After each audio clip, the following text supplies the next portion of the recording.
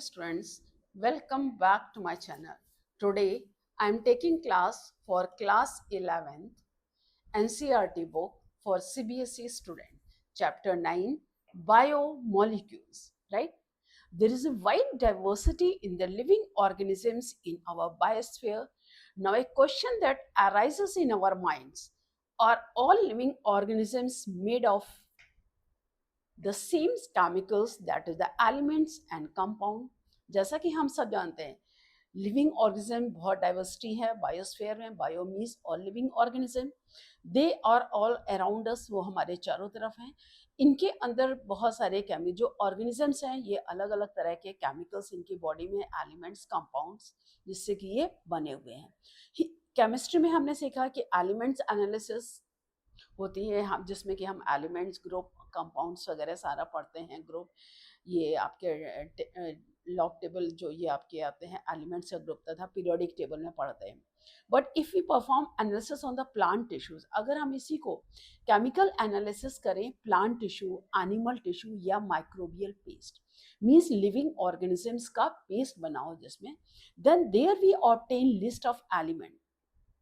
अगर हम living organ cells और टिश्यू का पेस्ट बनाएं और पेस्ट बना के उसका एनालिसिस करें, तो उसको एनालिसिस करने में हमको पता चलता है कि इसमें कार्बन, हाइड्रोजन, ऑक्सीजन और भी other minerals, oxygen, sulphur, calcium, phosphorus, magnesium, other elements भी, इनऑर्गेनिक सब्सटेंसेस भी प्रेजेंट है.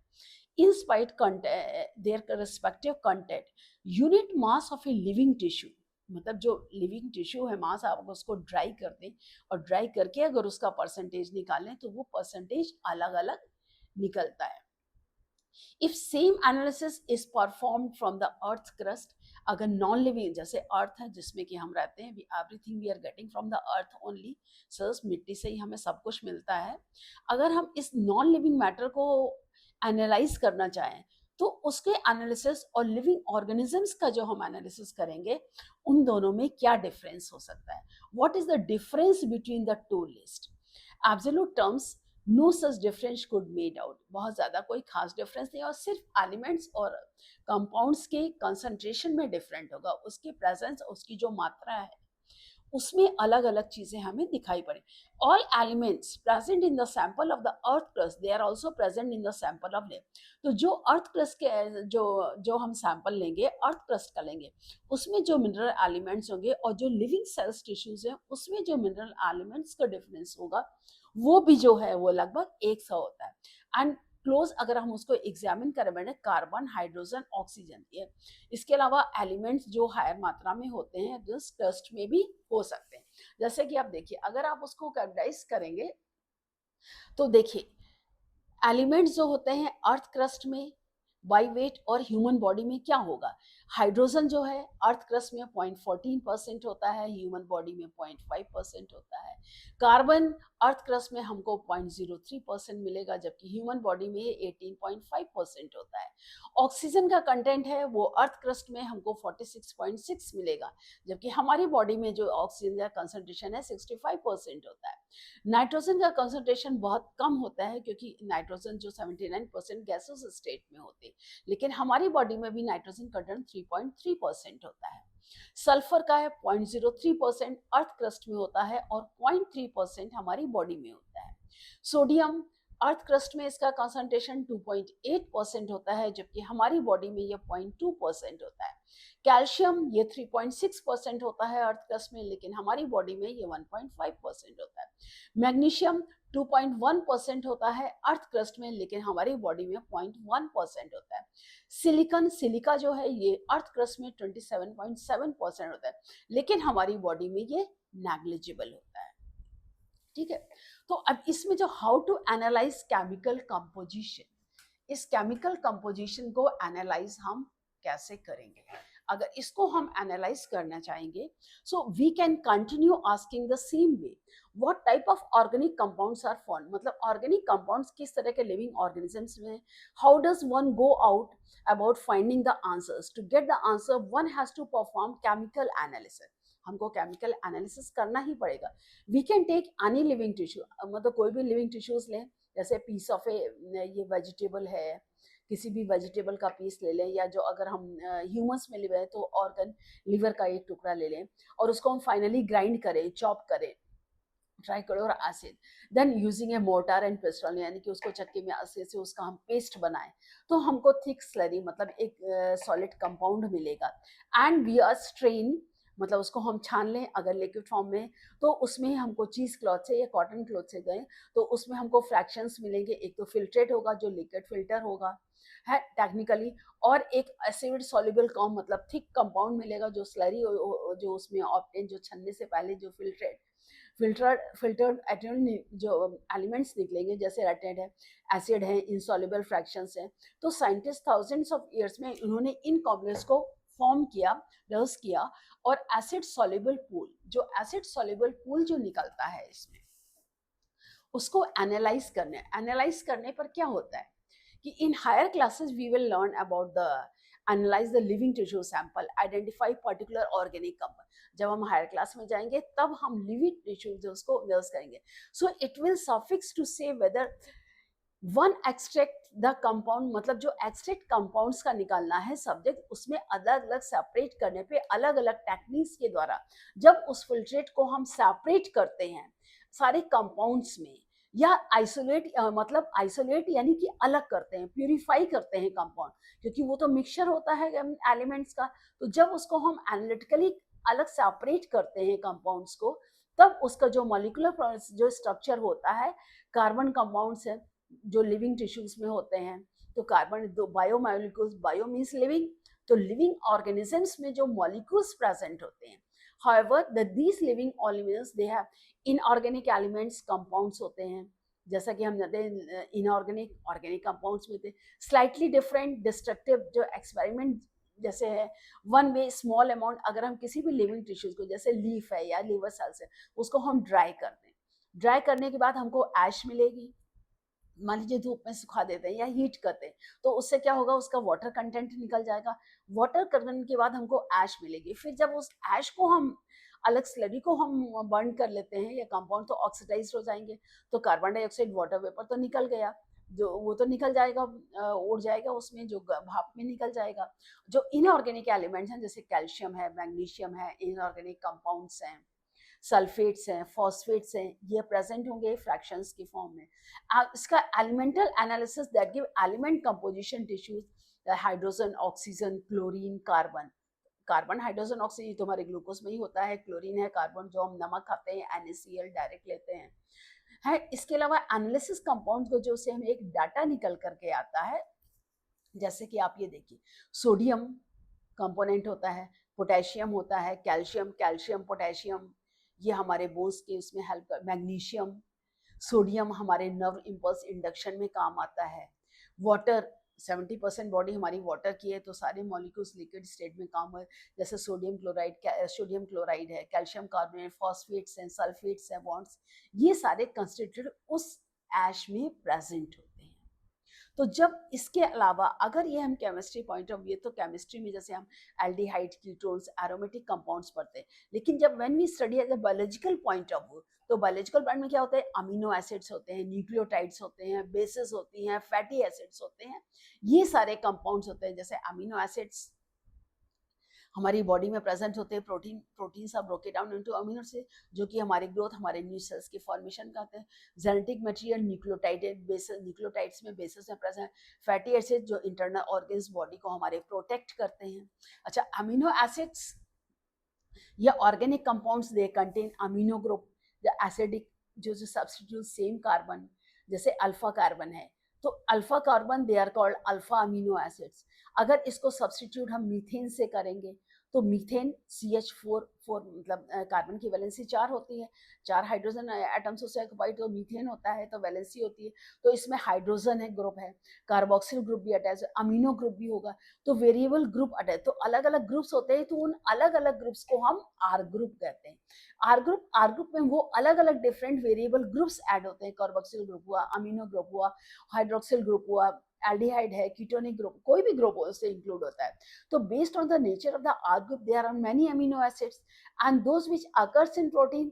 अब जैसे प्रोटीन से आपने कहा 20 एसेंशियल अमीनो एसिड्स होते हैं, जिसमें कुछ तो बॉडी उनको करती है, कुछ हमको अपनी डाइट में लेने पड़ते हैं।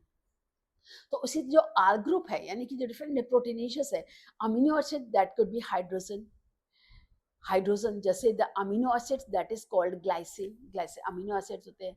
मेथिल ग्रुप, मतलब अगर हाइड्रोजन ग्रुप है तो उसको हम ग्लाइसिन बोलेंगे, अगर मेथिल ग्रुप है तो उसको हम एलेनिन बोलेंगे, अगर हाइड्रोक्सी मेथिल ग्रुप है तो उसको हम सीराइन कहेंगे। तो 20 अमीनो एसिड्स जो ऑलरेडी है हमारी बॉडी में, उसको अलग हम शो करते हैं। तो ये जैसे शुगर्स है, कार्बोहाइड्रेट्स है, तो ये कार्बोहाइड्रेट देखिए, ये ग्लूकोज है, ये राइबोज है। अब जैसे ग्लाइसिन होगा तो ये जस्ट है, अगर हाइड्रोजन है तो वो ग्लाइसिन ग्रुप होता है, अगर ये मीथेन ग्रुप है तो एलेनिन है, हाइड्रोक्सिल ग्रुप ऑफ दिस है फॉस्फोट हाइड्रोक्सिल और एमिनिन होगा तो वो सीरिन ग्रुप हुआ। ऊपर कंपाउंड सेम है, लेकिन जैसे जैसे ये ग्रुप अलग अलग अमीनो एसिड यानी अलग अलग ग्रुप के अटैच, जो अलग अलग ग्रुप का अटैचमेंट है, इसी को हम आर ग्रुप बोलते हैं। अब जैसे ये केमिकल और physical properties amino acids essential होते हैं, जो एसेंशियली अमीनो एसिड कार्बोक्सिल है, आर फंक्शनल ग्रुप है। तो इनमें नंबर ऑफ अमीनो एसिड, जैसे कार्बोक्सिल ग्रुप है तो they are acidic glutamic acid है, जैसे लाइसिन है, न्यूट्रल है, वेलाइन ग्रुप है, अमीनो एसिड्स है। तो ये ग्रुप, ये इसके ऊपर कौन सा ग्रुप इसमें अटैच्ड है।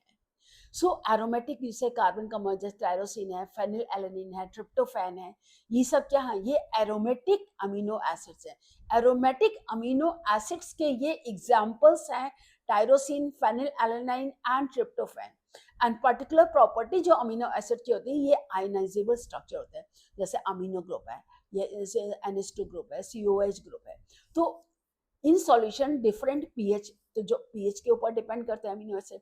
अब जैसे यहाँ पर देखिए H2, तो ये जो क्या है, ज्यूटर आयोनिक फॉर्म में है, ये H3 3 आयंस की वैलेंसी है, CH COH R में कोई भी ग्रुप अटैच्ड होता है, ये इंटर कन्वर्टिबल होते हैं आपस में एक दूसरे में। अगर CH में COH ग्रुप है, अगर CO हाइड्रोजन यहाँ से अलग हो गया, हाइड्रोजन निकल गया, तो जो हाइड्रोजन निकल जाएगा तो इसमें पॉजिटिव, यहाँ पर निगेटिव बॉन्ड आ गया, यहाँ पर हाइड्रोजन है, ये पॉजिटिव है, तो यहाँ से ये हाइड्रोजन, इससे एक हाइड्रोजन मिला के H2 हाइड्रोजन निकल गया। तो जब ये हाइड्रोजन निकल गया तभी ये कंपाउंड फॉर्म हो गया। तो ये ऐसे, तो जब इससे हाइड्रोजन, तो ये पॉजिटिव ग्रुप, इससे निकला तो इसने निगेटिव ग्रुप लिया। अगेन फर्दर ये होता है, अगर इसमें H3N से अगर फिर ये H2N में चेंज हुआ, कार्बोक्सिल हुआ, R ग्रुप में कोई भी है, इसमें कोई भी ग्रुप अटैच्ड हो सकता है। तो lipids are water insoluble, lipids जो होते हैं वाटर में इनसॉल्युबल होते हैं। They could simply fatty acids होते हैं, fatty acids they has a carboxyl group attached to an R way, fatty acid carboxyl group attach होता है। अब ये आर ग्रुप मेथिल ग्रुप भी हो सकता है, एथिल मेथिल ग्रुप यानी कि CH3 ग्रुप है, एथिल C2 इथेन C2H6, तो एक हाइड्रोजन बॉन्ड उससे अटैच्ड होगा तो C2H5, या हायर नंबर ऑफ ग्रुप जैसे CH3। तो ये नंबर कार्बन एटम्स जो 1 से 19 कार्बन एटम्स तक अटैच्ड हो सकते हैं। जैसे पामेटिक एसिड, इसमें क्या होते हैं, 16 कार्बन एटम्स होते हैं, इंक्लूडिंग होते हैं कार्बोक्सिल ऑर्गेन के। आर्किनोडिक एसिड, इसमें 20 कार्बन एटम्स इंक्लूड होते हैं कार्बोक्सिल कार्बन के साथ। फैटी एसिड्स, जैसे फैटी जो फैट्स हम खाते हैं वो अल्टीमेटली हमारी बॉडी में चेंज होकर फैटी एसिड्स और ग्लिसरॉल बनाता है। तो fatty acids can be saturated without double bond या अनसैचुरेटेड विद वन और सिंगल डबल बॉन्ड्स होते हैं। तो सिंपल लिपिड्स, ग्लिसरॉल, ये ट्राईहाइड्रोक्सी ग्रुप, मतलब ट्राईहाइड्रोक्सी, ट्राइग्लिसराइड, डाइसिक्लोराइड्स, डाइग्लिसराइड्स, मोनोग्लिसराइड्स, तीनों तरह के ग्रुप्स है। तो कुछ लिपिड्स जो होते हैं, ग्लिसरॉल, भाई लिपिड, भाई fats changes into fatty acids and glycerol, and group digestive system में आपने पढ़ा था।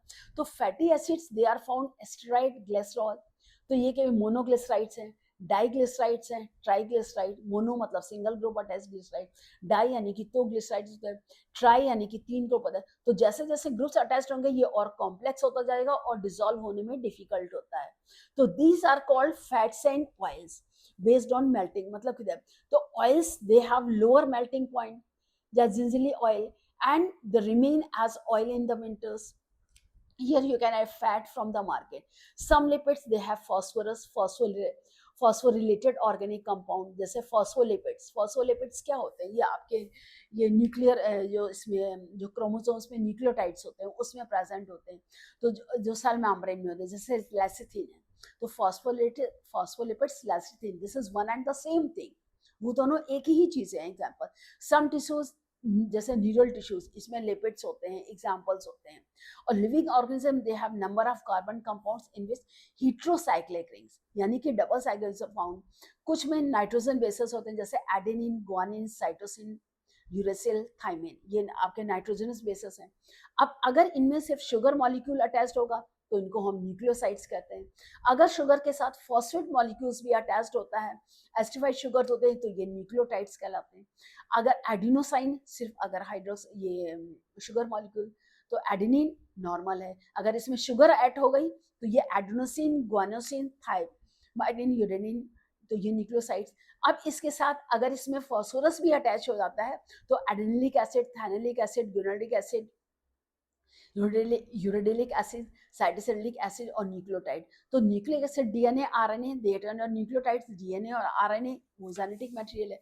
अब इसमें देखिए, अब आपका फैटी जैसे पामेटिक एसिड है, फैटी एसिड्स है, तो इसमें हाइड्रोक्सिल बॉन्ड 14-20 बॉन्ड्स है। अगर ग्लिसरॉल फैटी एसिड्स होते तो इसमें क्या हुआ है, ये देखिए हाइड्रोक्सिल बॉन्ड्स अटैच्ड हैं। तो यही हाइड्रोक्सिल बॉन्ड्स जब ब्रेक होते हैं, जैसे अब ये 3 है, अब यहाँ पर ट्राइग्लिसराइड R1 R2 यानी कि 3 मॉलिक्यूल्स अटैच्ड है, R1 R2 R3। जितने ही ज्यादा मॉलिक्यूल्स अटैच्ड होते हैं, अब जैसे फॉस्फोलिपिड्स और लेसिथिन है, इसमें देखिए R1 R2 2 मॉलिक्यूल्स अटैच्ड हैं, और यहाँ पर अगर दूसरे तो ये लेसिथिन मॉलिक्यूल्स होते हैं, नाइट्रोजन के साथ ये मैथिल ग्रुप अटैच्ड है। अब अगर जैसे कोलेस्ट्रॉल में तो क्या होता है, ये मॉलिक्यूल्स अटैच्ड हो जाते हैं, जितने ज्यादा मॉलिक्यूल्स अटैच है उतने ही ज्यादा वो थिक, मतलब कोलेस्ट्रॉल जो बॉडी में जमा हो जाता है उतना ही ज्यादा टाइम वो लेगा वो डिसॉल्व होने के लिए। और जितने ही बॉन्ड और बॉन्ड्स ब्रेक करने में ही वही हम एक्सरसाइजेस करते हैं। अब जैसे एडेनिन प्यूरिन बेसेस होती है, फैट्स और ऑयल लिपिड्स, ये तो आपने ऊपर देखा। अब देखिए नाइट्रोजनस बेसिस है, ये यूरेसिल है, ये एडेनिन है, ये प्यूरिन और पायरामिडिन बेसिस। अब इसमें अगर हाइड्रोक्सिल शुगर अटैच्ड है तो शुगर अटैच पे ये न्यूक्लियोसाइड्स कराते हैं, तब ये एनिलिक एसिड न्यूक्लियोटाइड होता है जब इसमें 2 बॉन्ड्स अटैच्ड हो जाते हैं।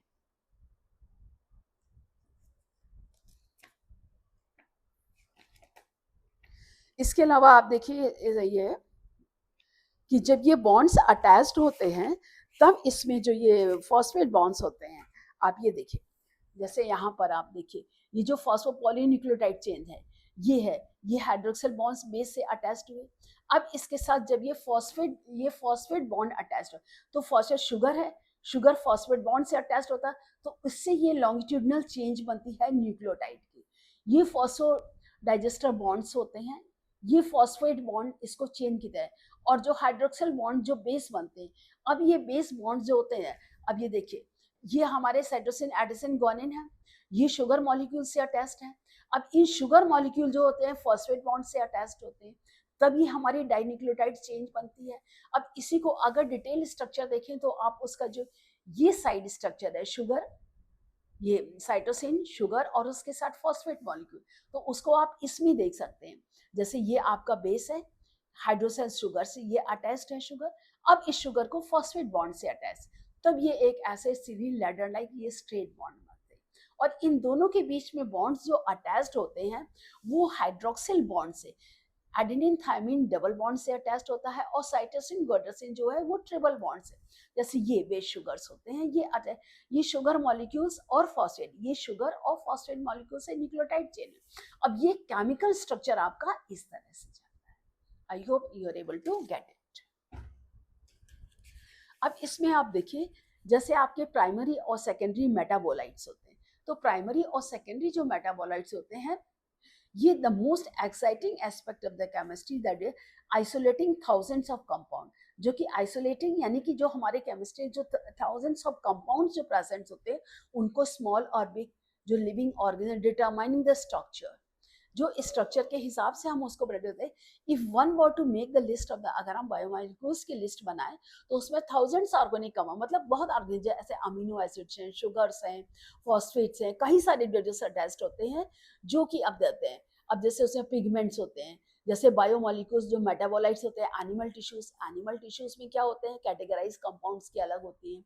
जैसे प्राइमरी मेटाबोलाइट्स होते हैं, तो उसमें क्या होते हैं, प्लांट्स में, फंगल्स में जो माइक्रोब्स होते हैं, जो primary substance, primary proteins present होते हैं, उसमें थाउजेंड्स ऑफ कंपाउंड प्राइमरी होते हैं। लेकिन एल्कोलाइट्स, फेवोलाइट्स जो होते हैं, एंटीबायोटिक्स होते हैं, ये जो होते हैं वो सेकेंडरी। तो प्राइमरी मेटाबोलाइट है हमारे शुगर्स, प्रोटीन्स होते हैं, फैटी एसिड्स, ग्लिसरॉल्स, ये प्राइमरी मेटाबोलाइट्स में आते हैं। सेकेंडरी मेटाबोलाइट्स की जब हम बात करेंगे तो सेकेंडरी मेटाबोलाइट्स जैसे पिगमेंट्स हैं, कैरोटीनॉइड्स, एंथ्रासिन, एल्कोलाइट्स हैं, मॉर्फिन, कोड्रेन, ये टर्बोनॉइड्स होते हैं, मोनोपर्फिरिन, डाइटैप्रिसिन्स आते हैं। एसेंशियल ऑयल्स जैसे लेमन ग्रास ऑयल है, टॉक्सिन्स होते हैं, एब्रिन है, राइसिन है कॉनकेविन, ये ड्रग्स में होते हैं, वेलोडिस है, करक्यूमिन है, पॉलीमेट्रिक होते हैं, रबर है, गम्स हैं, सेलुलोज है, तो ये सारे प्लांट प्रोडक्ट्स में आते हैं।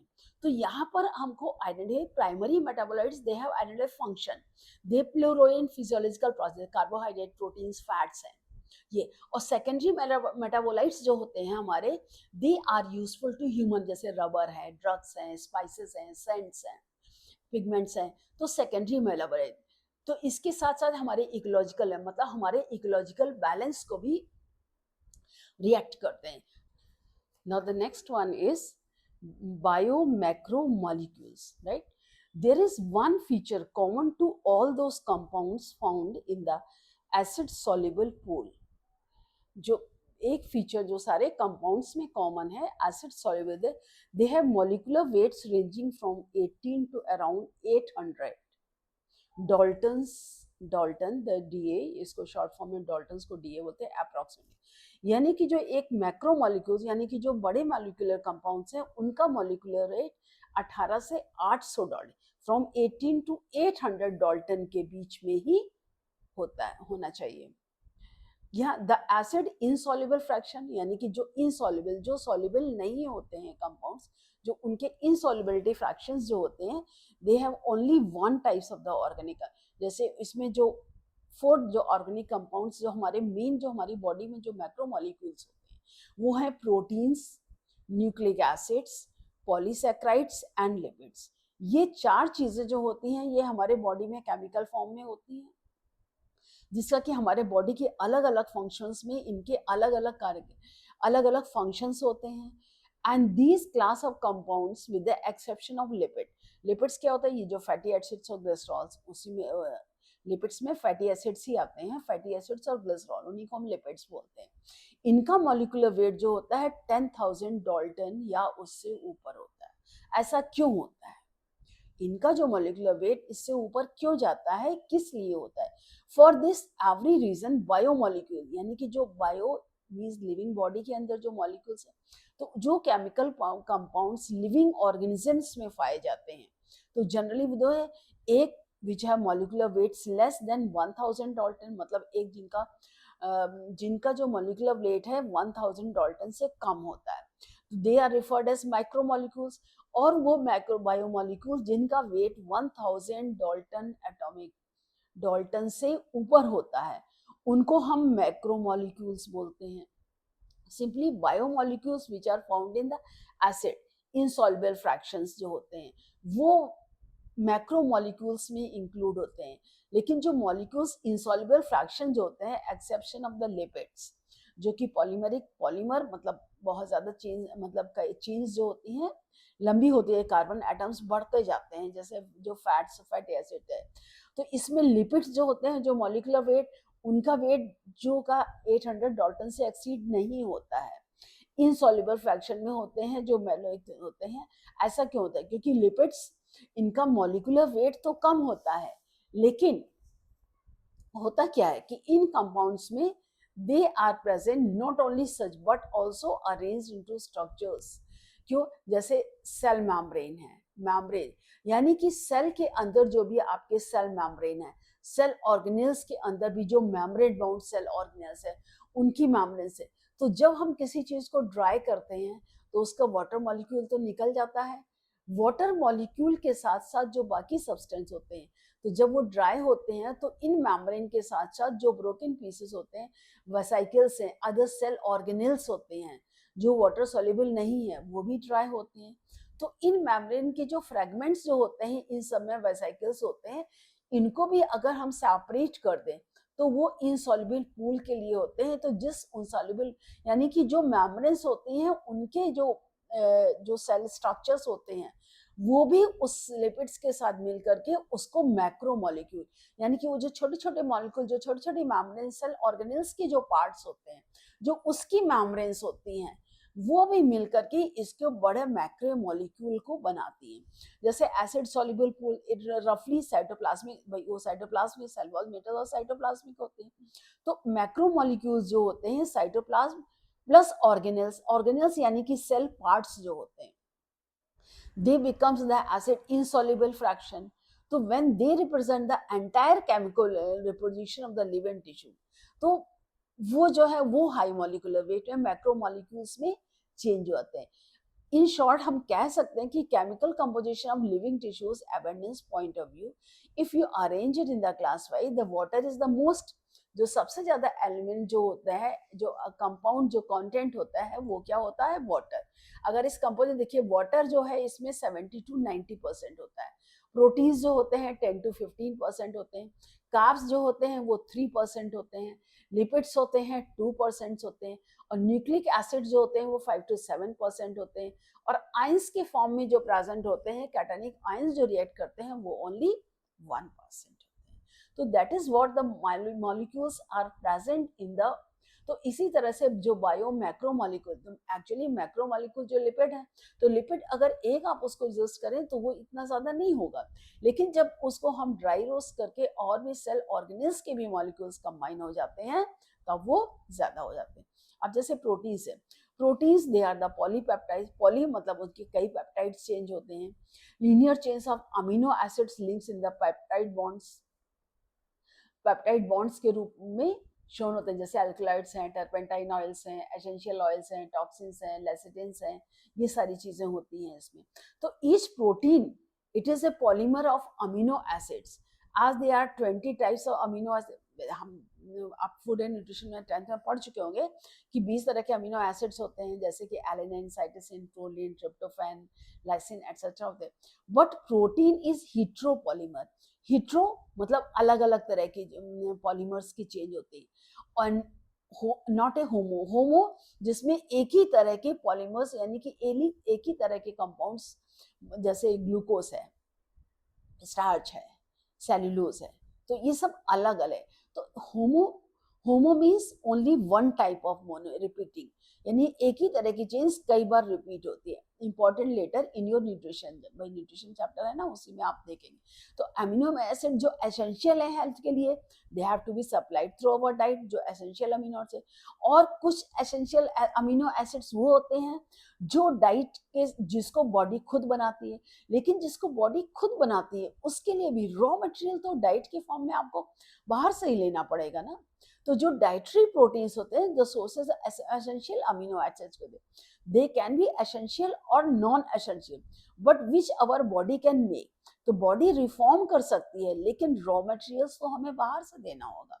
जब बाहर से हम रॉ मटेरियल्स बॉडी में इनटेक करेंगे, then only we will get essential amino acids in our diet or food.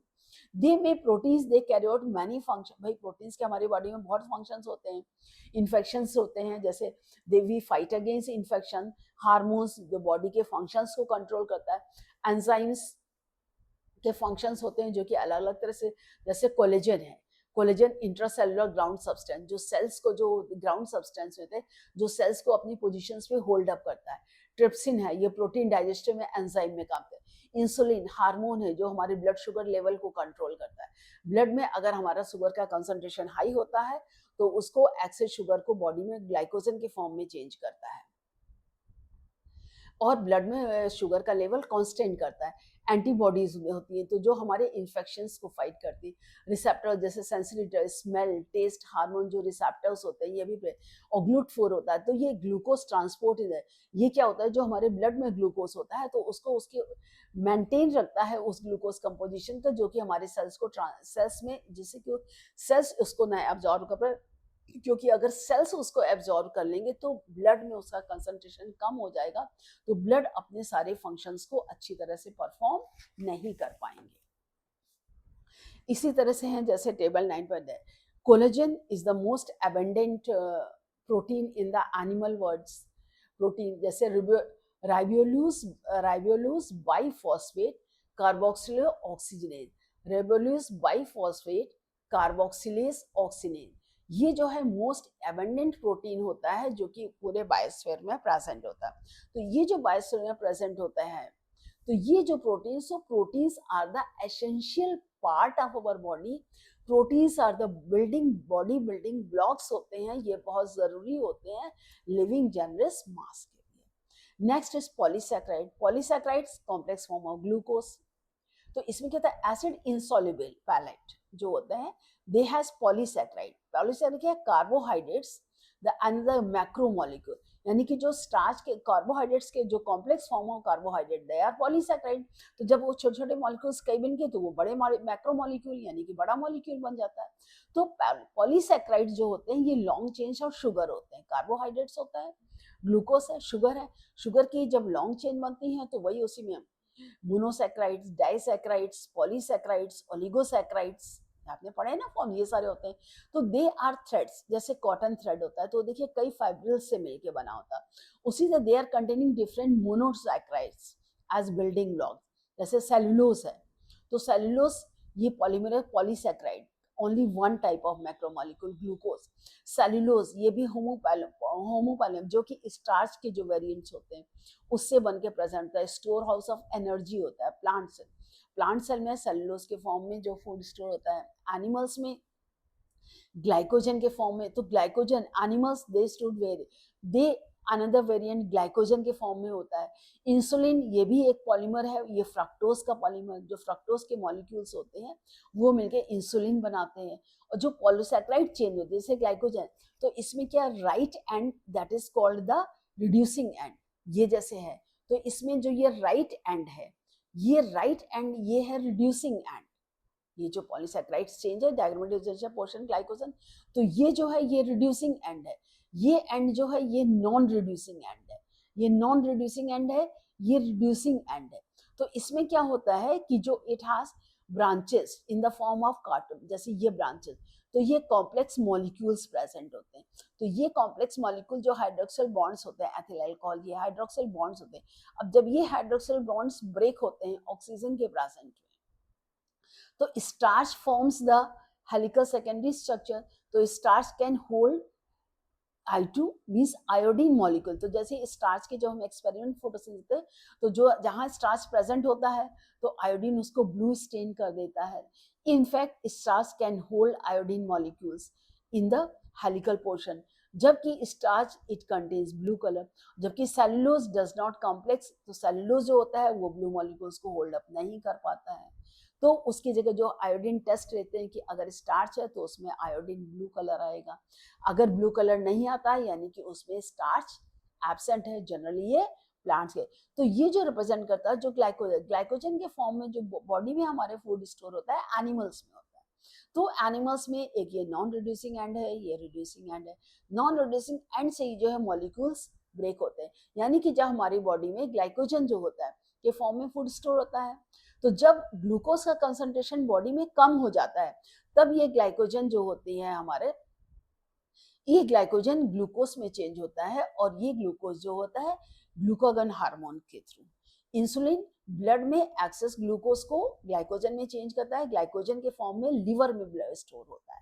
और अगर हमारे ब्लड में ब्लड शुगर का कंसंट्रेशन कम होता है तो जो ग्लूकागन हार्मोन होता है ये हमारे लिवर से ये ग्लाइकोजन को ग्लूकोज में कन्वर्ट करके शुगर में मेंटेन करके ब्लड शुगर लेवल को मेंटेन करता है। अच्छा, plant cell walls they are made up of cellulose. So paper made from the pulp, paper जो है वो पल्प से मेड होता है। कॉटन फाइबर्स जो सेलुलोज होते हैं। तो मोर कॉम्प्लेक्स जो पॉलीसैकेराइड्स होते हैं तो they have no building blocks. Amino sugars होते हैं केमिकली मॉडिफाइड, जैसे ग्लूकोसामिन है एंड एसिटिल गैलेक्टोसाइन एक्सेट्रा है। तो ये क्या है, ये मॉडिफाइड शुगर्स हैं, they are the building blocks of amino acid.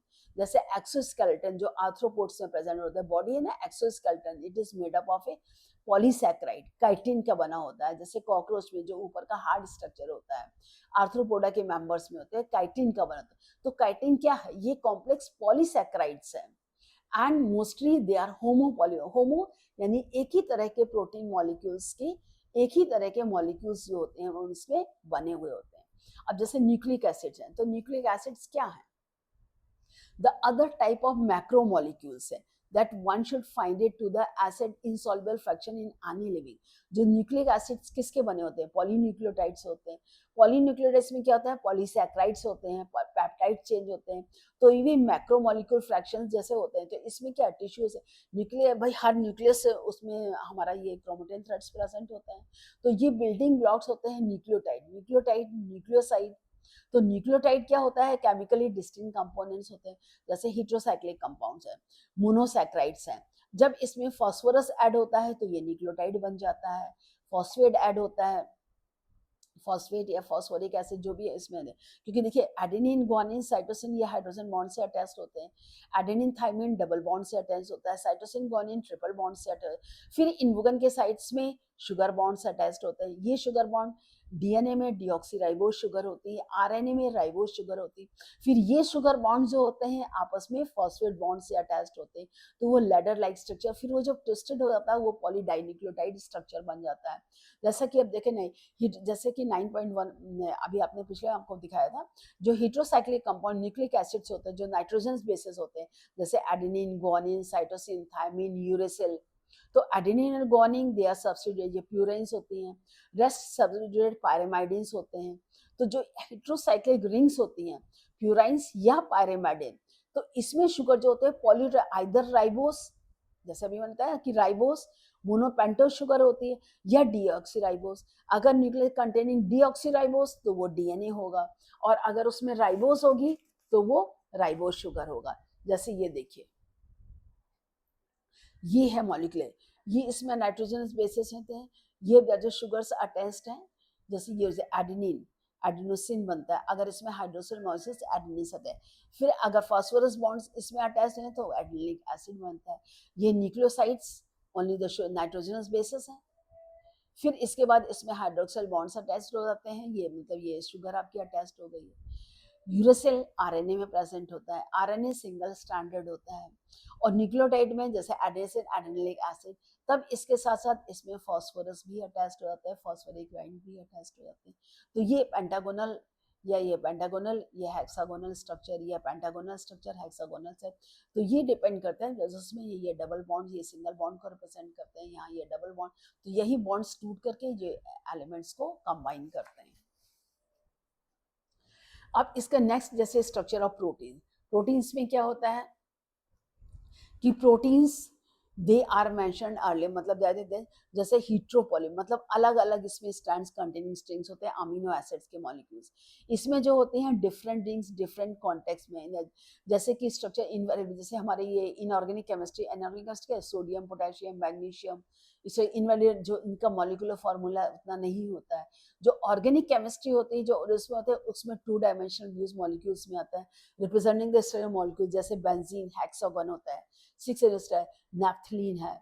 तो जो फिजिसिस्ट जो होते हैं तो वो 3 डायमेंशनल व्यूज मॉलिक्यूलर स्ट्रक्चर्स का देते हैं, बट बायोलॉजिस्ट जो होते हैं ये डिस्क्राइब प्रोटीन स्ट्रक्चर 4 लेवल से करते हैं। जैसे कि अमीनो एसिड्स होते हैं, इनका position in for protein which is the first amino acid, जैसे जो फर्स्ट है, second and so on, primary structure, secondary structure, tertiary structure. तो protein imagine as a line, left represented by the first amino acid, right and respectively by the last amino। अब इसमें जो amino acid जो representation होता है वो देखिए ऐसे होता है। इसमें जो अमीनो एसिड्स होते हैं ये देखिए, जो first amino acid that is called as N terminal amino acid, ये जैसे प्राइमरी पॉलीपेप्टाइड चेंज होती है, ये देखिए से सिंगल स्ट्रैंड है ये, तो ये टर्मिनल अमीनो एसिड। अब last amino acid that is called the C, last amino acid C जो होती है ये होते हैं, मतलब सी में हो गए। इसमें क्या होता है, प्रोटीन थ्रेड्स टर्मिनल में दे does not exist through out an extended residual but threads folded in the form of helix. जब सेकेंडरी स्टेज में आता है तो ये स्ट्रेट है पॉलीपेप्टाइड चेन। अब ये पॉलीपेप्टाइड चेन क्या होती है, चेन लैडर के फॉर्म, यानी कि अब इसका जो स्ट्रक्चरल बेसिस है ये लंबा है, जब इसको आप जस्ट राउंड में करेंगे तो इसका देखिए एरिया कम हो जाएगा, कम जगह में ज्यादा न्यूक्लियोटाइड स्ट्रैंड्स होंगे। तो जो threads folded in the form of a helix involving the जैसे स्टेयरकेस की तरह ये होते हैं बीटा प्लेटेड सेल्स जो होते हैं ये, और इसको और कॉम्प्रेस्ड कर दिया जाए तो only some portions of the threads they are arranged in the form of a helix protein and only right-handed helix they are observed. Other regions of the protein cells they are folded into the other form. तो जो folded form होंगे वो secondary structure, तो वो secondary structure ये form में आएगा। अब अगर इस सेकेंडरी स्ट्रक्चर को होल्डेड को और हम टाइटली क्लोज कर देंगे तो वो टर्शरी स्ट्रक्चर, तो जो हाइड्रोजन डाइसोजोएन तो वो और कॉम्प्रेस्ड होगा, थोड़ी जगह में ज्यादा उसको कॉम्प्रेस्ड कर सकता है। तो other hand protein threads they are folded one form, तो सेकेंडरी। अब इस सेकेंडरी स्ट्रक्चर को और भी ज्यादा हम फोल्डेड करेंगे, long protein chain they are folded like the hollow woollen ball, जैसे ऊन का गोला हम लपेटते हैं एक के ऊपर एक लपेटते हैं, अगर उसको हम थ्रेड करें तो बहुत लंबा धागा बनेगा बस, तो उसी से जो है फिर ये टर्सरी, तो ये ऊन के गोले की तरह इसको हमने यहाँ पर लपेटे, लेकिन लपेटा क्या, वो चेन यही है, इसको हमने उसमें डबल कॉम्प्रेस्ड हेलिकल स्ट्रक्चर में किया, फिर यहाँ इसको हमने और कॉम्प्रेस्ड किया तो ये और कम जगह में गोली की तरह शॉर्ट हो गई, giving rise to the tertiary जो हाइड्रोजन डाइसल्फाइड बॉन्ड्स होते हैं। अब अगर इसको हम 3 डायमेंशनल स्ट्रेस में दें तो tertiary is absolutely necessary for the many biological activities. अब जब ये स्ट्रक्चर होते हैं तो ये हम इससे जो है हमारी बायोलॉजिकल एक्टिविटीज और ज्यादा परफॉर्म हो सकती हैं और ज्यादा अच्छी तरह से हो सकती है। Some proteins they are assembly of more than one polypeptide subunit, so in which is folded polypeptide chains or subunits arranged with respect to each other, linear string जैसे स्फेयर्स में अरेंज होती है, स्फेयर्स में जब वो arrange होती है in the form of quartic pleated में होती है, तो वो जो स्फेयर अरेंजमेंट जो होता है क्वार्टरनी प्लेट्स का आर्किटेक्चर की तरह होता है प्रोटीन्स में, जैसे ये है इसमें देखिए ये एक दूसरे के ऊपर फोल्डेड स्ट्रक्चर, तो ये जो आइडेंटिकल फोल्डेड 2 सब यूनिट्स होते हैं, जैसे हमारा ब्लड है, हीमोग्लोबिन है, तो हीमोग्लोबिन में क्या 4 सब यूनिट, 2 सब यूनिट आइडेंटिकल एक से होते हैं, तो एक होगा अल्फा 1 अल्फा 2 बोलते हैं, दूसरे सब यूनिट को हम बीटा 1 बीटा 2 बोलते हैं, तो ये टुगेदर अल्फा और बीटा दोनों मिला करके एक कॉम्बिनेशन रिप्रोड्यूस करते हैं हीमो, जिसमें हीम आयरन होता है, प्रोटीन जो होती है वो ग्लोबिन, तो ये जो ग्लोबिन प्रोटीन होती है इस ग्लोबिन प्रोटीन में ही अल्फा और बीटा यूनिट्स होते हैं, और इन अल्फा बीटा यूनिट्स में ही अगर स्लाइटली चेंज होता है तो उसी से ही सिकल सेल एनीमिया की डिजीज होती है, जिससे कि आरबीसी का साइज छोटा होता है, ऑक्सीजन कैरिंग कैपेसिटी कम हो जाती है। The next one is enzyme.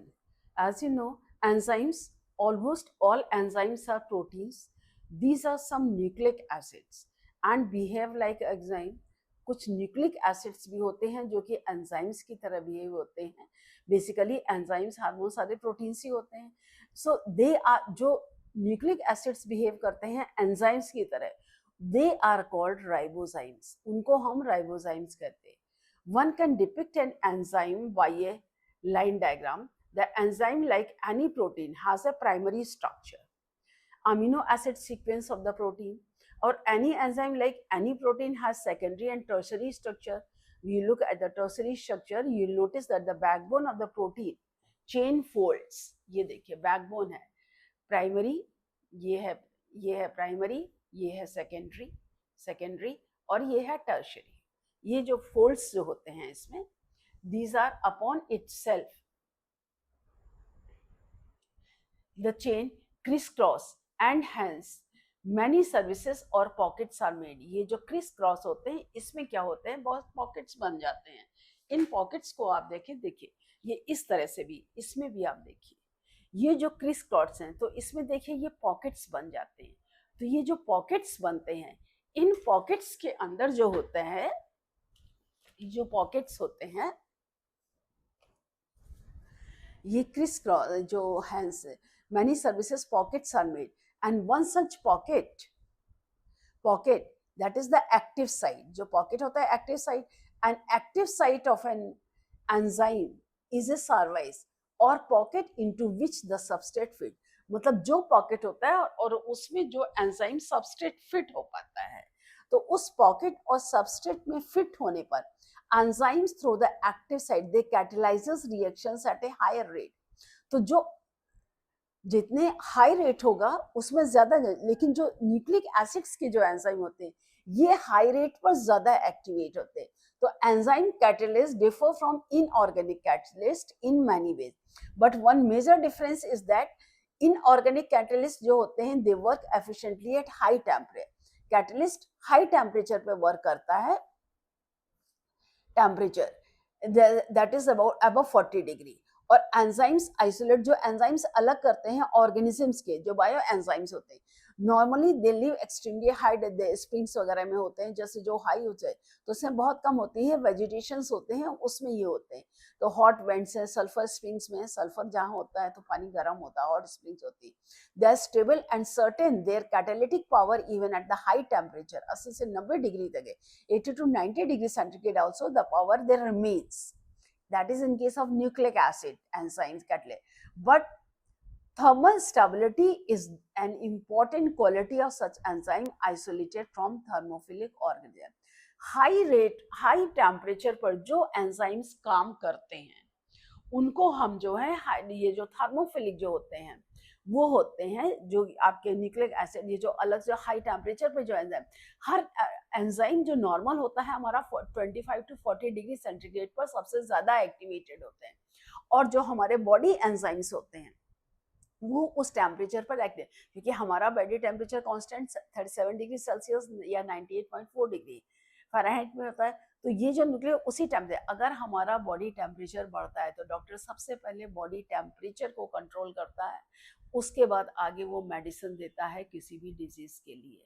Otherwise वो उसके लिए मेडिसिन नहीं देगा जब तक बॉडी का टेम्परेचर कंट्रोल नहीं होगा, क्योंकि अगर टेम्परेचर कंट्रोल नहीं होगा तो हमारा सारा बायोलॉजिकल एंजाइम सिस्टम फेल हो जाता है. तो first thing to control temperature, then to do further anything. तो केमिकल जो रिएक्शंस होते हैं, we understand the enzymes, these enzymes. So first understood the chemical, जैसे chemical compounds होते हैं, they undergo to physical changes और chemical changes. Physical changes मतलब जैसे refer to, जैसे ये breaking of the bonds होते हैं, तो ये physical, जैसे ये पानी है, पानी से भाप बना, या भाप से पानी से आइस बनी, आइस से पानी बना, पानी से भाप बनी, ये सब physical changes है, chemical changes नहीं है इसमें. Without breaking of bonds, so there is a physical process. जैसे physical process change in the state of matter, ice melts into water, जैसे ice with the, and water becomes the vapor. So they are all physical process. When bonds are broken and new bonds are formed, that is called transformation. जब एक bonds, एक चीज state होकर दूसरी नई चीज का फॉर्म होता है, तब उसको एक चीज टूट के दूसरी नई चीज बनती है, तब उस चीज को हम ट्रांसफॉर्मेशन कहते हैं. And this is what called chemical reaction. जैसे बेरियम हाइड्रोक्साइड है, इसको सल्फ्यूरिक एसिड से रिएक्ट तो बेरियम सल्फेट बने, और बेरियम सल्फेट से वापस बेरियम हाइड्रोक्साइड नहीं बन पाएगा. इसी तरह से in an organic chemical reaction similarly hydrolysis of starch into the glucose, जो स्टार्च है उसको ग्लूकोज जो हमारे डाइजेस्टिव सिस्टम में चेंज होता है, ऑर्गेनिक केमिकल रिएक्शंस होते हैं. फिजिकल और chemical process refers the amount of product formed per unit. तो उसके जैसे रेट है, ये है प्रोडक्ट और ये है टाइम, यानी कि कितने समय में ये जो प्रोडक्ट का फॉर्मेशन हुआ सबस्ट्रेट से, और किस रेट यानी कि किस दर से कितना टाइम लगा, कितने टाइम में, तो जितना टाइम होगा उससे हमको रेट पता चलता है. तो rate can also be called velocity. Rate को velocity, scalar and vector quantities आपने पढ़ा ही होगा फिजिक्स में. If the direction is specified तब तो वो okay. Then rates of the physical and chemical process they are influenced by temperature. जो रेट है टेम्परेचर, ऑप्टिमम टेम्परेचर पर रिएक्शन सबसे ज्यादा फास्ट होती है, लो टेम्परेचर पे भी कम होगी, बहुत हाई टेम्परेचर होगा तो भी रिएक्शन का रेट कम होता है. among other general rule thumb is that rate doubles or decreases by half for every 10 degree changes in either direction. अगर 10 डिग्री का चेंज होता है टेम्परेचर, जैसे मान लीजिए 20 से 30 डिग्री पर हुआ, तो 20 से 30 डिग्री जाने पर जो रिएक्शन का रेट है वो डबल हो जाएगा. और अगर 30 से 40 डिग्री का टेम्परेचर चेंज होगा तो वो रिएक्शन रेट जो है उसका हाफ हो जाएगा. यहाँ पर ये मतलब है डबल्स और डिक्रीजेस. अगर ऑप्टिमम टेम्परेचर 10 से 20 डिग्री, 20 से 30 डिग्री है तो ऑप्टिमम टेम्परेचर है, तो उसका रिएक्शन रेट फास्टर होगा. अगर 30 से 40 डिग्री पर जाता है तो उसका रिएक्शन वापस उससे आधा हो जाएगा. So catalysed reaction they proceed rates vastly higher than that of uncatalysed. जो अनकैटलाइज्ड रिएक्शंस होते हैं उनका रेट बहुत धीमा होता है, और जो कैटलिस्ट काम करते हैं, जो कैटलिस्ट की तरह होती हैं, एंजाइम कैटलाइज जो कैटलाइज करती हैं रिएक्शंस को, जो ऑब्जर्व होते हैं, उनका रेट जो होता है कंपैरेटिवली बहुत ज्यादा हाई होता है. जैसे कार्बन डाइऑक्साइड, वाटर, अगर कार्बोनिक एनहाइड्रेज एंजाइम है तो उससे कार्बोनिक एसिड जल्दी, और ये इंटर कन्वर्टेबल होता है. अगर कार्बोनिक एसिड है, कार्बोनिक एनहाइड्रेज है, तो ये इसको कार्बन डाइऑक्साइड और वाटर में भी चेंज करेगा. ये रिएक्शन आप देखिए, ये carbon dioxide plus water in presence of carbonic anhydrase, it changes into carbonic acid. ये इंटर कन्वर्टेबल रिएक्शन है. कार्बोनिक एसिड भी वाटर और कार्बन डाइऑक्साइड में चेंज हो सकता है. अब next, in the absence of any enzyme, the reaction is very slow. अगर exothermic है, so that 200 molecules of carbonic acid formed in an hour. Normal state में 200 मॉलिक्यूल कार्बोनिक एसिड 1 घंटे में बनेंगे, लेकिन अगर इसी को हम एंजाइम कार्बोनिक एनहाइड्रेज अगर उसमें प्रेजेंट होगा तो होगा with in the cytoplasm, the carbonic anhydrase it reaction speeds up with about 6 lakh molecule. तो उसमें जो है वो उसको 6 लाख मॉलिक्यूल्स फॉर्म्ड होंगे every second. You can imagine the enzyme has accelerated the reaction rate by about the 10 million times. So the power of enzyme is incredible indeed. जो enzymes की presence power होती है वो उसको activate करने के लिए बहुत ही ज़्यादा important होती है. So there are 1000 types of the enzyme. Each catalyzes a unique chemical or metabolic. Her enzymes होते हैं, अलग अलग एंजाइम्स अलग अलग रिएक्शंस को कैटलाइज करते हैं. मल्टी स्टेप जैसे केमिकल रिएक्शंस होते हैं, there steps catalyse same enzyme complex different enzymes को मेटाबॉलिक पाथवे में होता है.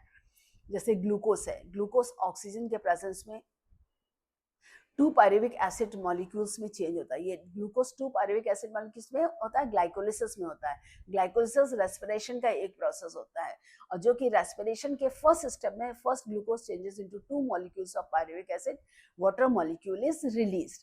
तो इसमें एंजाइम पायरुवेट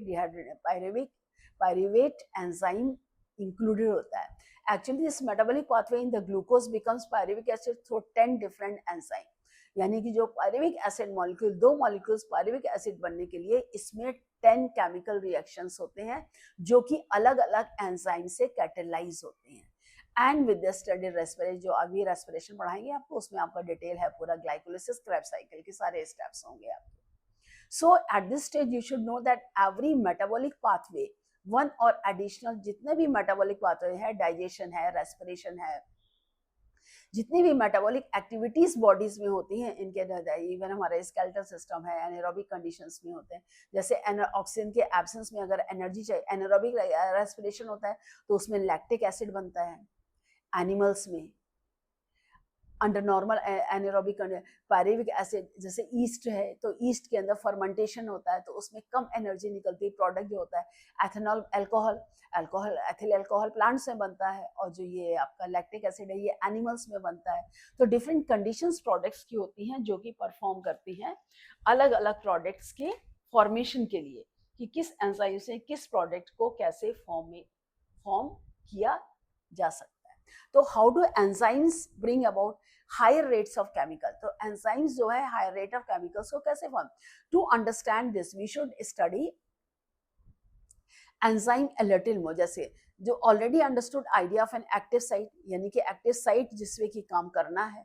तो केमिकल्स और metabolic conversion refers to a reaction, chemicals which is converted into a product. यानी कि सबसे जो हमने खाया, जैसे हमने खाना कॉम्प्लेक्स फॉर्म है तो उसको सिंपल है, तो जो हमारा कॉम्प्लेक्स फॉर्म है वो तो हमारा सबस्ट्रेट है. एंजाइम एक्ट होगा तो जो एंड प्रोडक्ट होते हैं, जैसे ग्लूकोज का एंड, ये कार्बोहाइड्रेट्स का एंड प्रोडक्ट होता है हमारा ग्लूकोज, तो उसको ग्लूकोज में चेंज करने के लिए कई रिएक्शंस होते हैं. तो substrate enzymes proteins amino acids में चेंज होते हैं. 3 तो जो एंजाइम्स होते हैं बेसिकली प्रोटीन्स ही होते हैं, तो इनकी एक्टिव साइट्स होती हैं, तो उसमें जो है सबस्ट्रेट को प्रोडक्ट में चेंज करते हैं. जैसे substrate changes into product where in presence of an enzyme. It is now understood the substrate has to bind the enzymes and active site within a given cleft or pocket, and if the substrate has to diffuse towards an active site, obligatory formation of enzyme substrate complex is formed. E stand for enzyme. जब enzyme substrate से मिलेगा तो enzyme substrate एक complex unstable compound form करेगा, तो ई enzyme के लिए है, एस सबस्ट्रेट के लिए जो कॉम्प्लेक्स अनस्टेबल कंपाउंड फॉर्म करेगा ड्यूरिंग द स्टेट, तो substrate is bound to the enzyme active site. अब सबस्ट्रेट क्या करेगा, transition it structures changes very soon, expected bond break होंगे, कंप्लीट होंगे, तो ब्रेक होने से एक्टिव साइड में क्या होता है, substance get transform into the structure of product. Substrate जो है प्रोडक्ट्स के रूप में चेंज होगा, ये it is gets transformed into the structure of products and the pathway of the transmitter must grow through so called the transition state structure. This could be many more altered structural state. अब जैसे आप देखिए, ये आपका enzyme है, ये substrate है, enzyme substrate complex form हुआ. अब इस एंजाइम सबस्ट्रेट कॉम्प्लेक्स ने इसको इसके एंजाइम और प्रोडक्ट्स दोनों में चेंज कर दिया.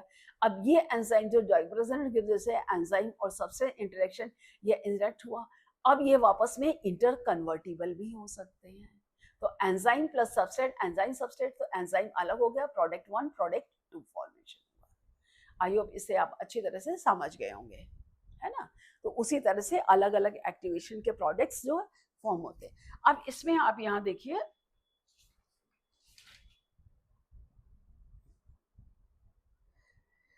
there could be more altered structure state between the stable substrate and the stable substrate है, that the statement in fact all other intermediate structural states they are unstable. जो unstable वो unstable होते हैं. Stability is something related to energy status of the molecule or the structure. When we look at the pictorial through the graph, it looks like a something in the figure. आप इसमें देख सकते हैं कि ये जो है, अगर हम ये y एक्सेस है, ये हमारी x एक्सेस है, तो अगर x एक्सेस में प्रोडक्शन रिएक्शन देखें, ये हमारा सबस्ट्रेट है. अब ये सबस्ट्रेट जो है ये ट्रांजिशनल स्टेट्स में ये है. अगर एंजाइम एक्टिवेशन एनर्जी नहीं होती तो इस एंजाइम एक्टिवेशन एनर्जी को मतलब एंजाइम एनर्जी है तो इसको कम एनर्जी यूज करने में ये इसको एंड प्रोडक्ट तक ले जाएगा, लेकिन अगर नहीं है तो इसको काफी टाइम लगेगा रेस करने में और उसके बाद इसे यानी कि प्रोडक्ट एनर्जी को कंज्यूम करता है. तो stability is something related to energy status of the molecule. जब when we look at the pictorial, y axis represent potential energy यानी कि इसकी पोजीशन से जो उसमें एनर्जी प्रेजेंट होगी. x axis progression structural transformation, जो स्ट्रक्चरल ट्रांसफॉर्मेशन होगा, और states through the transition state. then you notice that the energy level difference between S and P, if P is at the lower level then S reaction is exothermic. exothermic यानी उससे heat निकलेगी. जब X जो energy difference है lower level पे होगा तो heat निकलेगी, and then one need not to supply energy. जब ऑलरेडी उसमें हीट ज्यादा है तो हमें एक्स्ट्रा एनर्जी देने की जरूरत है, so in order to the product. But when it is exothermic और स्पॉन्टेनियस रिएक्शन एंडोथर्मिक हो जाता है, एनर्जी रिक्वायर है. अगर एंडोथर्मिक है then the energy is required, so S has to go through a much higher energy state or transition. तो जब देनी होती है तब ये स्टेट और हायर, और अगर ऑलरेडी रिलीज हो रहा है एनर्जी तो हमें कोई एक्स्ट्रा एनर्जी नहीं देनी पड़ेगी, तब वो स्टेट में. तो ये कब होगा, जब हमारे एंजाइम्स होंगे. ये स्टेट कब आएगी, जब हमारे एंजाइम्स की एक्टिविटी नहीं होगी. So difference in the average energy content, the transition state, the activation energy, ये आपका देखिए ये एक्टिवेशन एनर्जी है with the enzymes, and enzymes brings down the energy barrier making the transition of more way. अब इसको आप देखिए, इसमें देखिए ये आपका ट्रांजिशन रिक्वायरमेंट है, ये फ्री एनर्जी स्टेट है, ये रिएक्टेंट है, ये प्रोडक्ट है. अब अगर एक्टिवेशन एनर्जी एंजाइम्स के थ्रू होगी तो एनर्जी क्या होगी, एक्सोथर्मिक होगी, ज्यादा एनर्जी रिलीज होगी, जल्दी ही प्रोडक्ट में ब्रेक डाउन होगा, free difference between the energy. और अगर एक्टिवेशन विदाउट एंजाइम होगा तब ये एनर्जी स्टेट लेवल देखिए हाई जाएगा, और हाई लेवल जाने के बाद ये यानी कि इसमें समय ज्यादा लगेगा, time will be more. So requirement of active energy for enzyme catalyse and non catalyse reaction, activation energy require more. अगर कैटलाइज है तो एनर्जी कम होगी और जल्दी होगी. रिएक्शंस कंप्लीट हो जाएंगे. Next is your nature of the enzyme action care. See, each enzyme they has a substrate enzyme represented by E, substrate represented by S. They are binding site in the molecules so that high reactive enzyme substrate complex is produced, and this complex it is short lived, मतलब unstable compound होता है, and it dissolves into products or unchanged enzyme जो intermediate unstable compound form होता है. तो enzyme जैसी है, enzyme है, सबस्ट्रेट है, एंजाइम सबस्ट्रेट कंबाइन हुआ, ये सबस्ट्रेट एंजाइम के प्रोसेस में प्रोडक्ट में चेंज हुआ, प्रोडक्ट में चेंज होने का प्रोडक्ट अलग हो गया, एंजाइम अलग हो गया. सो catalytic cycle of the enzyme that can be described. First, substrate binds to the active site of the enzyme, fitting into the active site. Then the binding of the substrate induces the enzyme to alter its shape, finding more tightly around. Then active site of the enzyme, close proximity substrate breaks the chemical bonds of the substrate and new enzyme product complex is formed. ये product complex है. उसके बाद enzyme और product separate हो जाते हैं. अब इसमें क्या होता है कि the enzyme increases, releases the products of the reaction, and the free enzyme is ready to bind to another molecule on the substrate and run through the catalytic cycle once again. अब इस catalytic cycle में देखिए क्या होता है. जैसे आप यहाँ देखिए, ये कैटालिटिक है, ये स्ट्रक्चर है, डिहाइड्रोजनेस है. अब इसमें सक्सिनिल को एंजाइम यहाँ पर ये एक्ट हुआ. अब इसमें एक्ट होने पर ये जस्ट होगा, तो जो इसमें फिट होगा ये फिट हुआ. फिट होने के बाद जो सबस्ट्रेट अनयूज्ड रहा ये इसके बाहर निकला. तो active centre enzyme blocked by inhibitor. अगर इनहिबिटर है तो उसके लाइंस को ब्लॉक कर देंगे, और अगर एंजाइम्स नहीं है तो इसमें क्या होगा, ये एंजाइम है, ये सबस्ट्रेट है, एंजाइम सबस्ट्रेट कॉम्प्लेक्स फॉर्म हुआ. इस सबस्ट्रेट ने इसको प्रोडक्ट्स में चेंज किया. जब इस प्रोडक्ट में चेंज हो गया तब इस प्रोडक्ट के बाद ये प्रोडक्ट है, एंजाइम सेपरेट हो गया as it is. Now this enzyme is again ready for the another reactions. ये फिर आपका अगर इनहिबिटर है, मतलब इस एंजाइम्स को लो, इसको इनहिबिट यानी कि इसकी जो रिएक्शंस की जो पावर है उसको कम करेगा. कम करने के लिए इनहिबिटर अंदर फिट हो जाता है. ठीक है, जैसे मैंने आपको याद है, यहाँ पर है ये जो इसमें क्लॉक्ड है ये इनहिबिटर है. तब ये जो सक्सिनिल एसिड जो सबस्ट्रेट में ये इसको इनहिबिट कर देता, तब ये जो है एंजाइम इसमें कंप्लीट नहीं हो पाएगा. तो ये इनहिबिटेड एंजाइम्स भी होते हैं. अब जैसे क्लॉक एंजाइम सबस्ट्रेट कॉम्प्लेक्स है. अब ये देखिए, अगर मान लीजिए ये की एंजाइम है, ये एक्टिव साइट है. अब इस एक्टिव साइट में ये सबस्ट्रेट लॉक है, तो इस सबस्ट्रेट लॉक में क्या होगा, ये की एंजाइम सबस्ट्रेट के अंदर जाएगा. अंदर गया, अब ये की एंजाइम अलग हो गया और इसने इससे इसके प्रोडक्ट को अलग कर दिया. तो ये एंजाइम सबस्ट्रेट कॉम्प्लेक्स है. तो की मॉडल जो understand enzyme how they are interacted with each other. Enzyme substrate molecule कैसे जो है वो इसको आपस में इसको अलग कर देते हैं. The next is factors affecting enzyme activity. See, the activity of an enzyme can be affected by a change in the condition which can alter the tertiary structure of the protein. Enzyme की activity पर किस चीज़ का फ़र्क पड़ता है, ये इसके ऊपर डिपेंड करता है कि उसके प्रोटीन का स्ट्रक्चर ऑल्टर करने के लिए, जैसे टर्शरी प्रोटीन जो होते हैं हमारे, उस टर्शरी प्रोटीन का स्ट्रक्चर जैसे ये है आपके, ये टर्शरी प्रोटीन स्ट्रक्चर्स हैं. इस स्ट्रक्चर को अगर ऑल्टरनेट करने के लिए तब इसमें जो होता है जो है these includes temperature, pH change, substrate concentration.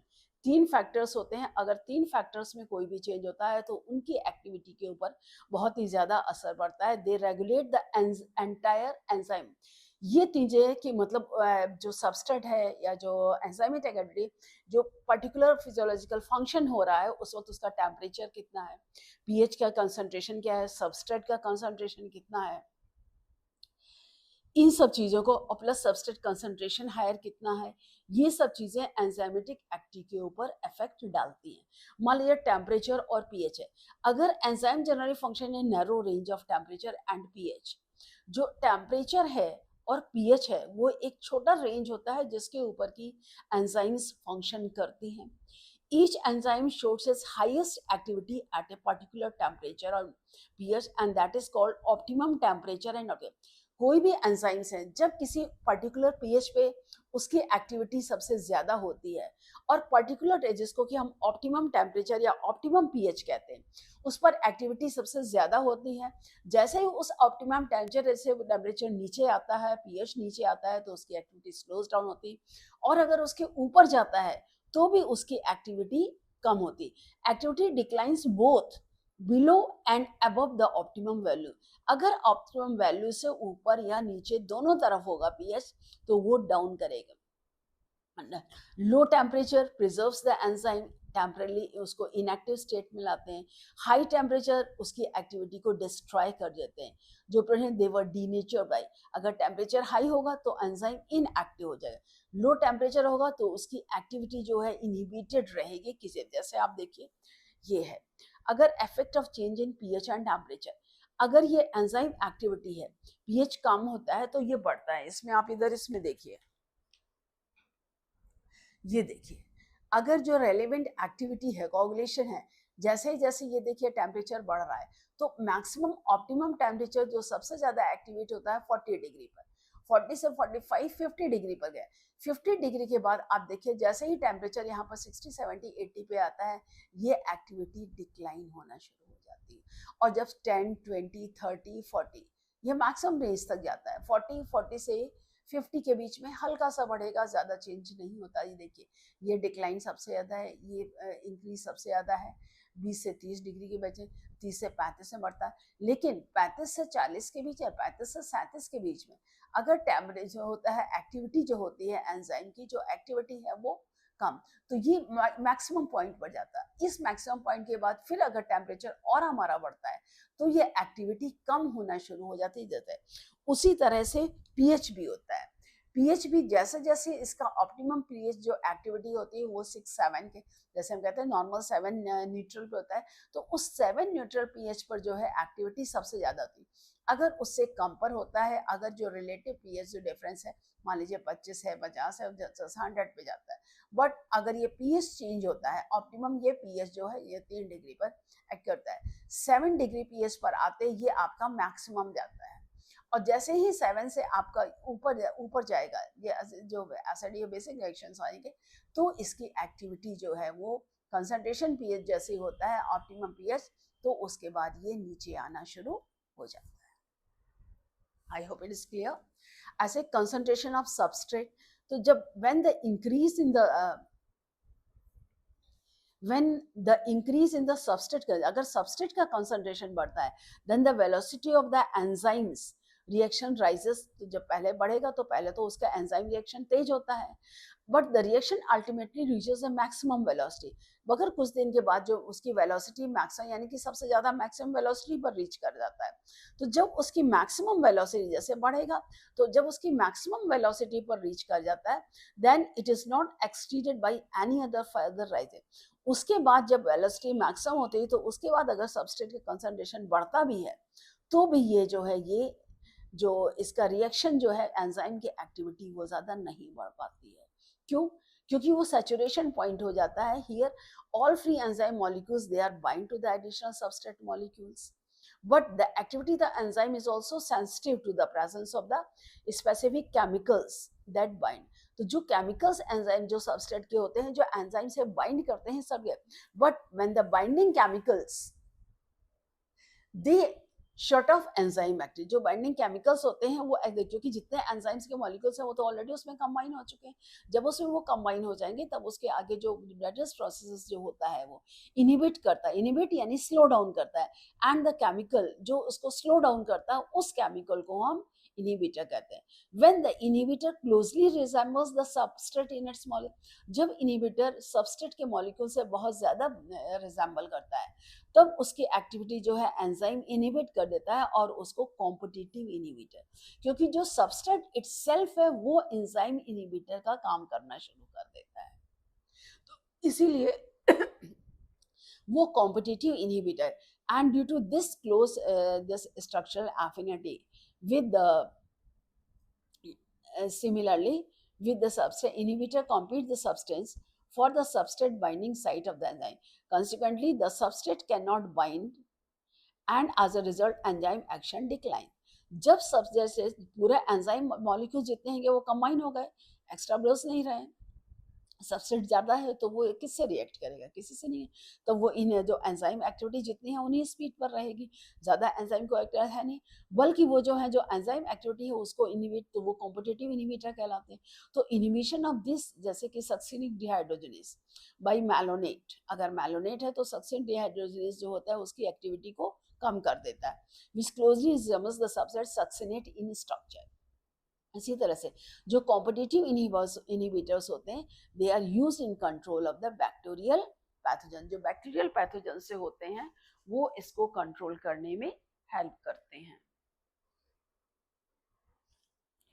ये जो सबस्ट्रेट कंसंट्रेशन होता है, इट इज इंक्रीज, ये देखिए, if does not increase by any further rise in substrate concentration, this happens because enzyme molecules are fewer than the substrate molecules of the substrate, and Michael constant of an enzyme, जो Michael constant, जो constant enzyme है, substrate concentration eight which the reaction attains half its maximum velocity, measure of the affinity of the enzyme for its substrate, lower the km, the higher is the substrate affinity for the enzyme.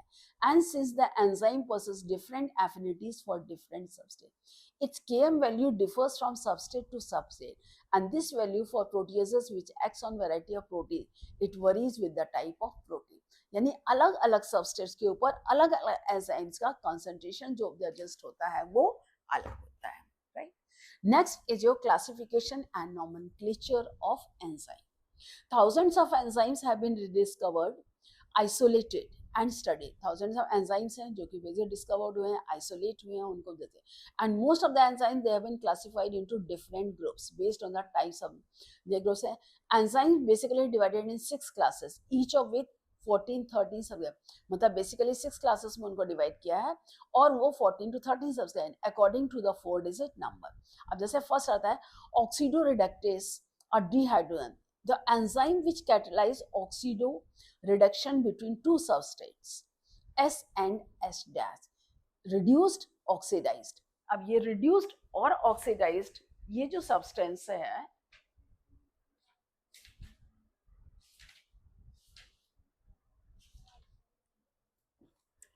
ये reduced oxidized जो है इसको हम demolysis के लिए, means they break up the molecules by the process of oxidation reduction।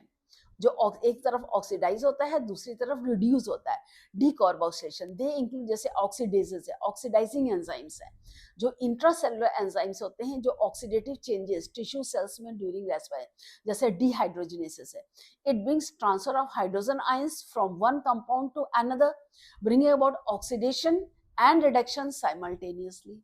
इसी तरह से डीकार्बोक्सिलेसिस है, they bring about removal of carboxyl group from the compounds to form CO2। जैसे ये एसिटिक एसिड है, ये acid layer plus carbon dioxide, तो carbonic anhydrase split up carbonic acid, carbonic anhydrase ये एंजाइम है, कार्बोनिक एसिड ये carbonic acid है, into carbon dioxide and water, तो ये इसको जो कार्बन डाइऑक्साइड और वाटर में स्प्लिट कर देता है। अब नेक्स्ट है transfer. Transfer enzymes catalysing transfer of a group other than hydrogen between a pair of substrate S and S। यहाँ पर क्या होता है, जो ट्रांसफर एंजाइम यानी कि जो पूरे ग्रुप को एक से दूसरे, जैसे S और G प्लस S1 है, तो ये S और S1 दोनों को कंबाइन करके प्लस G अलग हो जाएगा। जब ये ट्रांसफरिंग एंजाइम्स होते हैं, कैटलाइज होते हैं, तब इसमें हम क्या करते हैं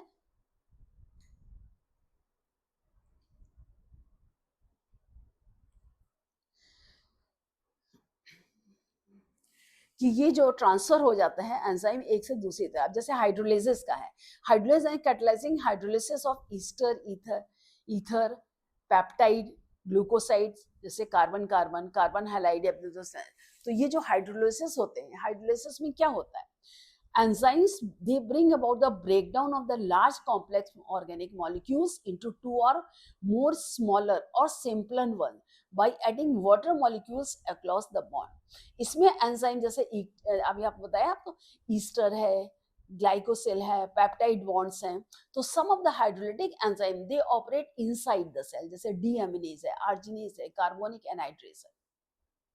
ये होता है। तो ये जो हाइड्रोलाइसिस एंजाइम है, जैसे प्रोटियोलाइटिक एंजाइम्स है, they break down proteins into peptones and peptide, जैसे पेप्सिन, रेनिन, ट्रिप्सिन और एप्सिन है। सुक्रोलोटिक एंजाइम्स है, hydrolyse sugar molecules into simple sugar, cellulose, amylose, lactase, fructase. Lipolytic enzymes है, amylolytic enzyme, they break hydrolysis of starch into malt base. Nucleases enzyme, they break down nucleic acids into nucleotides है। Amidases हैं, they bring about the breakage of the urine arginine है। Invertase enzymes है, convert disaccharides into monosaccharide, invertase and maltase. इसी तरह से hydrogen लाइजेसिस है, लाइजेस enzyme कहते हैं enzyme that catalyse removal of group from substrates by mechanism other than hydrolysis, leaving double bond, जैसे ये एक्स सी वाई, तो ये एक्स वाई है, वाई प्लस सी इसमें अलग हो जाएगा। अब इसको क्या करते हैं, ये लाइजेसिस एंजाइम जो होते हैं, इसमें ये देखिए सिंथेसिस लाइजेस, ये enzyme brings about joining together of two separate molecule. Reaction is coupled with to breakdown of an energy rich bond, as for example synthesis of acetyl coenzyme A in presence of an enzyme acetyl coenzyme synthetase। acetyl coenzyme synthetase के present में जब acetyl coenzyme synthesis का formation होता है। कुछ hydrolytic enzyme they are secreted and stored inside the cell, inactive form में activated होते हैं when they have to carry out the functions. Inactive condition they are known as zymogens, और activating enzymes they are known as kinases, जैसे enzyme trypsin secreted by trypsinogen and is activated by enterokinase into active presence. तो जो enzyme trypsin है secret trypsinogen करता है, लेकिन activation उसका किसे कोफैक्ट एंजाइम, वो एंट्रोकाइनेज होता है, जो कि उसको एक्टिव पेप्सिन में चेंज करता है। इसी तरह से आइसोमरेजेस हैं। अब आइसोमरेजेस में क्या होता है, they include catalysing inter conversion of optical, geometrical और पोजिशनल आइसोमर। तो यानी कि इसमें आइसोमरेज में क्या होता है, ये जो आइसोमरेज जो होते हैं, this bring about the intramolecular rearrangement of atoms in the molecule. अंदर ही अंदर मॉलिकुलर रीअरेंजमेंट होता है, जिससे कि formation of one isomer from other, जैसे phosphorus isomerase, triose phosphate isomerase.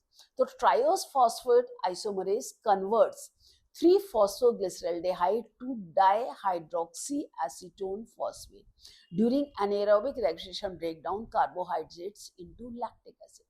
ये जो एंजाइम होता है ये ग्लाइकोलिसिस में होता है, रेस्पिरेशन में, उस वक्त जो एंजाइम्स करते हैं वो कैटेगराइज ये आइसोमरेजेस में, जिसमें कि इंट्रामोलिकुलर चेंजेस से, जैसे मॉलिक्यूल मतलब सारे एटम्स मॉलिक्यूल्स वही होंगे, खाली इंटरमोलिकुलर अरेंजमेंट चेंज होता है उनका सिर्फ, ठीक है। अब जैसे लाइगेसेस हैं, ligase enzymes catalyzing ligase enzymes catalyzing linking together of two compound which catalyze joining, जैसे CO, CS, CN, PN bonds में होते हैं।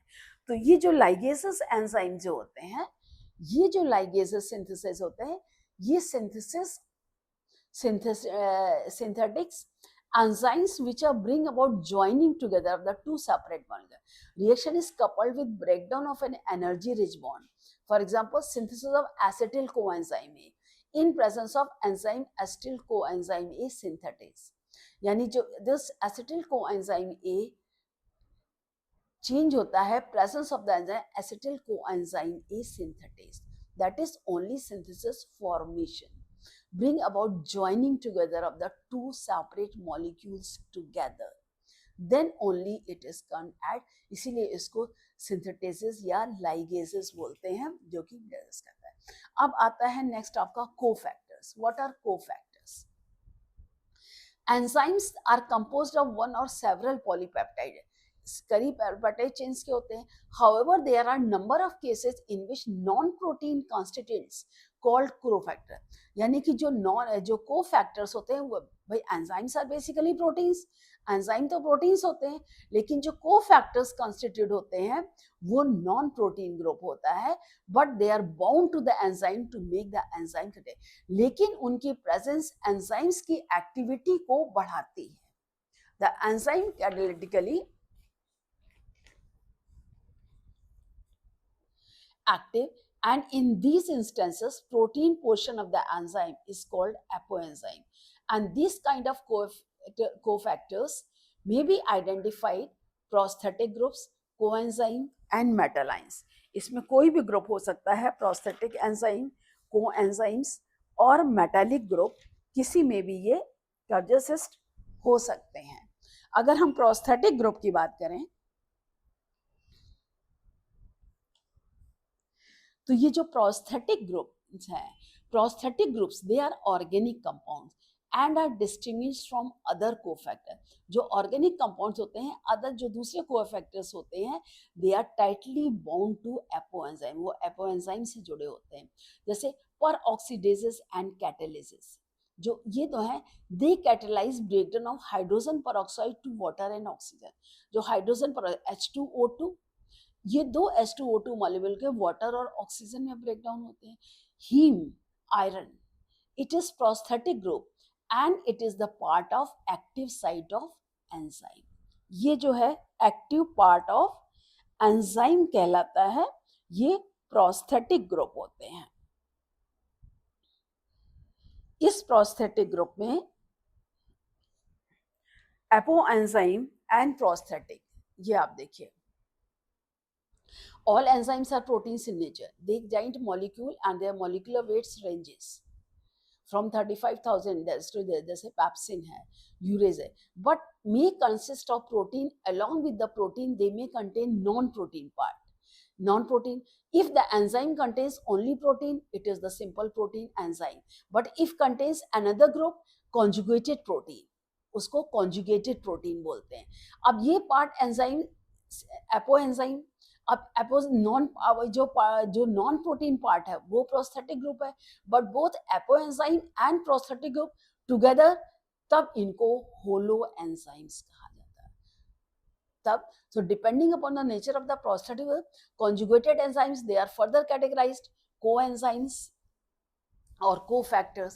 अब जैसे ये देखिए coenzymes है, coenzymes they are also organic compounds, but their association with the apoenzyme, ये भी ऑर्गेनिक कंपाउंड है, लेकिन अगर ये एपोएंजाइम के साथ मिलते हैं, then only transit usually occurring during the course of catalyse. तो ये इसको कैटालाइज मतलब ये खुद पार्ट नहीं लेते हैं, लेकिन कैटालाइज मतलब रिएक्शन रेट को कम या ज्यादा करते हैं.